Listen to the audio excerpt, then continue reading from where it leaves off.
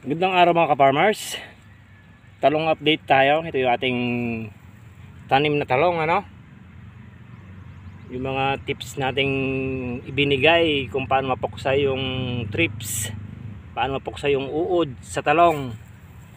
Kung nasunod nyo yung mga ating mga tips, mga naniwala, ano? Sigurado 90% na ng ani nyo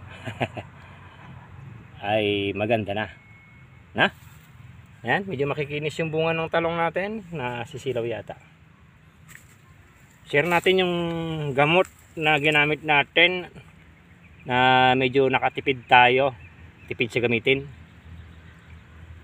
Pangunsa sa trips. Pakita mo natin yung mga bunga. Kasi kaharbis natin kahapon, guys. Ayan.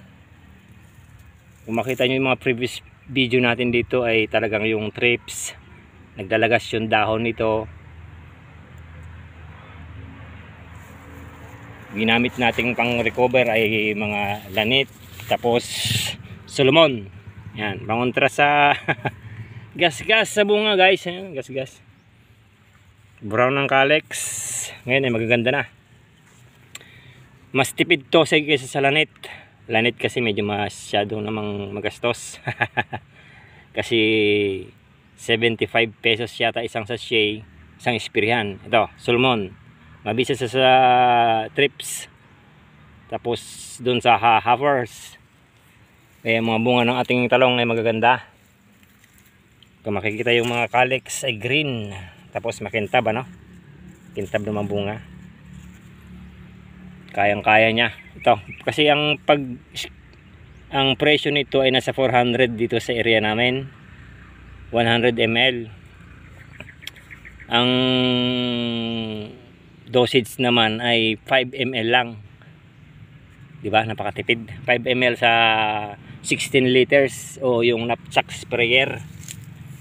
Wala na yung gas-gas sa bunga ng talong mo. Maganda pa yung calyx.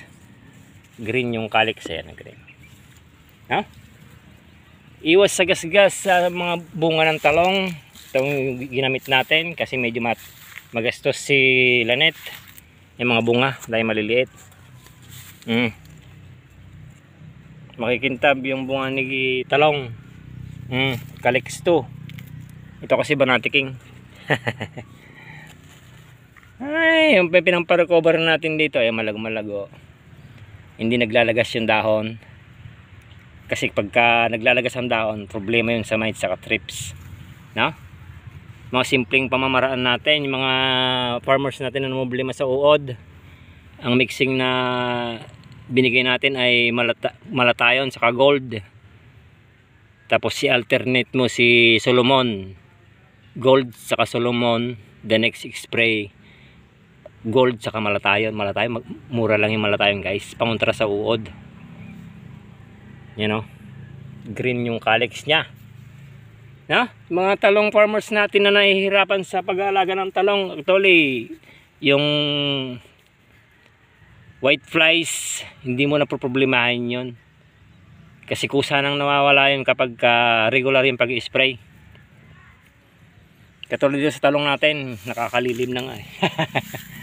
Ano? Yan, itsura ni talong. Ito yung mga calyx 2. Nakapagpitas tayo kahapon, tapos nakapag-spray na tayo kahapon din. Pagyari natin mamitas, nag-spray na rin tayo. Ayan, mga bunga ni calyx 2. Green na green talaga yung calyx, ano? Kasi nga yung mga gamit natin, kapag regular yung pag-spray mo, hindi mo na problemahan si spider mites, hindi mo na problemahan si leaf, ano tawag dito? White flies. Kusa lang nawawala yan kasama kasi ang talong, pinaka basic na problema lang dyan sa talong ay yung uod sa bunga, tapos yung gas-gas sa bunga. Yun lang talaga yung problema sa talong. Yung white flies, yung aphids, wala na yon. Kapag regular yung sprayer mo, spray routine mo, nawawala lahat yan. No, yung mga basic tips natin, paano mawala yung uod sa bunga, mixing ni malatayon at ni gold. I-alternate mo si Solomon para dun sa trips naman, para yung calyx ay ganyan. para yung bunga ay walang gasgas, makintab. Ewan ko kung mayroong naniwala sa atin kasi ilang linggo na, matagal na tayo nakapag-update dito sa ating mga talong. Oh, mga bunga ay magaganda. Medyo nakakuha yata yung sinag ng araw. Ano? Ay, yun naman talaga yung problema, yung para dun sa beginner's guide natin, mga magawa nating nagtatalong. Ang pinaka problema ay mo lang talaga sa talong, sa pagtatalong ay yung bunga na may uod. Kapag ka